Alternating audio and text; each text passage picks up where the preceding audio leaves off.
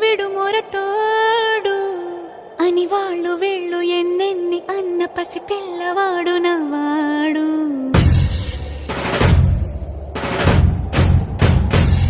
విడు ముండోడు అని ఊరు వాడ అనుకున్న గాని మహారాజు నాకు నవాడు.